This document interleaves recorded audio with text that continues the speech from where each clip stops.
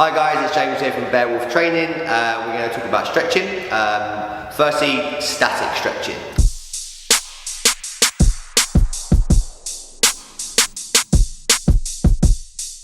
What is it? So static stretching is quite simply pretty much what you see most people do, and it's holding a stretch for a period of time, normally in a standstill position or a seated position or whatever it may be.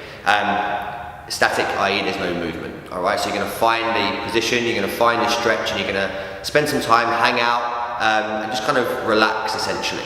Why will we do it? So we're looking mainly to restore kind of length and function to the tissue. As I mentioned, it should be something that is relaxing and also progressive. What I mean by that is something that you can kind of feel that length increase bit by bit.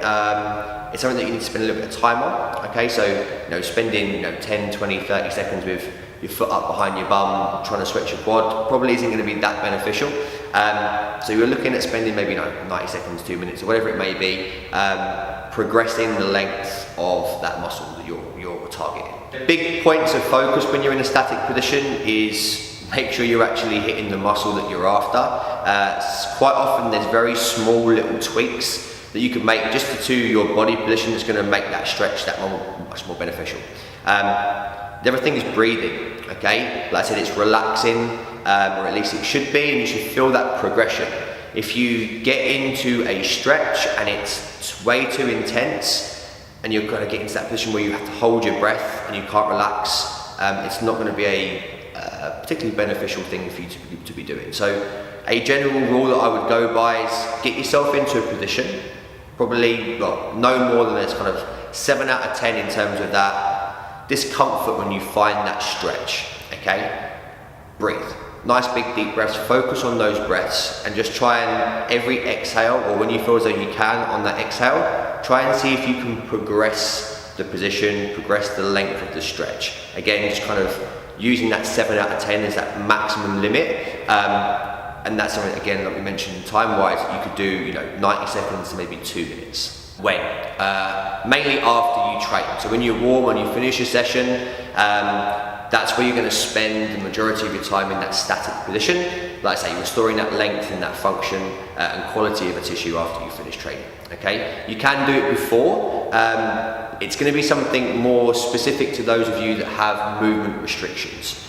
We've used the squat analogy many times before. So if you, as an example, if you have limitations of the amount of range of movement in the ankle, maybe that's a problem when you squat. Prior to your session, you've done some foam rolling, potentially. Spending some time actually going into that static position to increase that range at the ankle is going to have a benefit on that squat session. Perfect, do it, makes complete sense. But 9 times out of 10, that static stretch is going to be beneficial and come into play after your session. So why wouldn't we do it really too much before?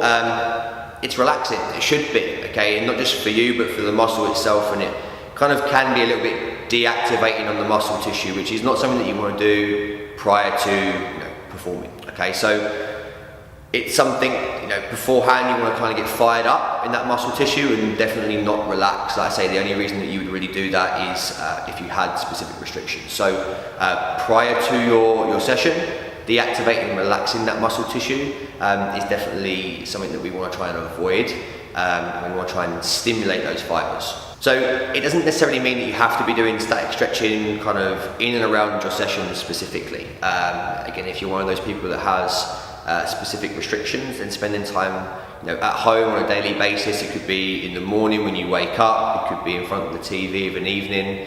Obviously kind of keep it quite specific, maybe 1 or 2 movements that you can focus on. It's going to help you in the long run. It doesn't always have to be within the gym. It may even be that that your time spent in the gym that day is going to be quite short and you're not going to have a huge amount of time there and then to kind of focus on that. It may be that you do some of that stuff in the morning before you get to the gym in the afternoon, or in the afternoon before you get there in the evening, something like that. So if it can be done around the session, yeah, sweet, but it's also something that you can kind of focus your time on, kind of some homework for you guys at home. So guys, we're going to have a look at a real simple calf stretch. Okay, we're going to target 2 different types of stretch for that ankle. One's for that kind of main belly and one's for a different muscle that sits a little bit deeper. And they're both going to have that kind of positive effect squat position, that dorsiflexion. And what I mean by dorsiflexion is just the ability for you guys to kind of get your knee forward past that toe whilst maintaining that heel on the ground, okay? So real simple, using a wall or anything solid that you can kind of lean up against. You're going to get that heel down, make sure everything stays kind of facing forward. So toes, bring the hips round nice and square, and you're going to start by locking this leg out, so just by squeezing the quad, and we're going to hit that main gastroc, main calf belly, okay?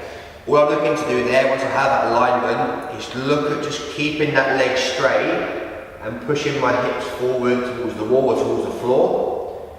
And at some point I'm going to start to feel that stretch.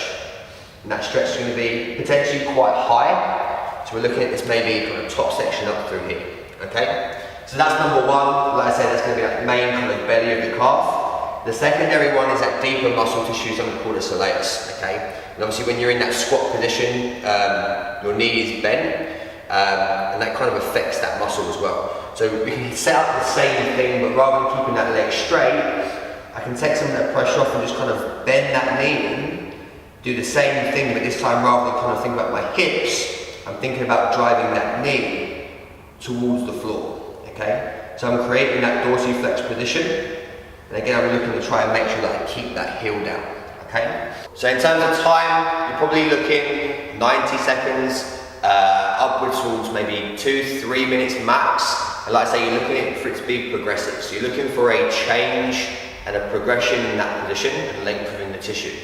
As we said before, big deep breaths, really focus on that breathing, help relax. On the out breath, that's when you're going to look to try and progress forward. So something for you guys to kind of do and play around with that static stretching. If you have a restriction that you know already, perfect. I want you to highlight that or highlight a muscle that's kind of related to that movement restriction that's going to benefit you if you was to work on that. Do it every day for a week, all right? And just kind of see how that, if it has an effect on the position that maybe you're struggling with. So again, using the squat, if you know you have tight ankles and the calf potentially is one of those issues, spend some time in every day, okay? Working into your calf stretch, into a static position. See how it feels. See if it has a beneficial effect on that squat. So as always guys, any questions, please let us know and we'll see you soon.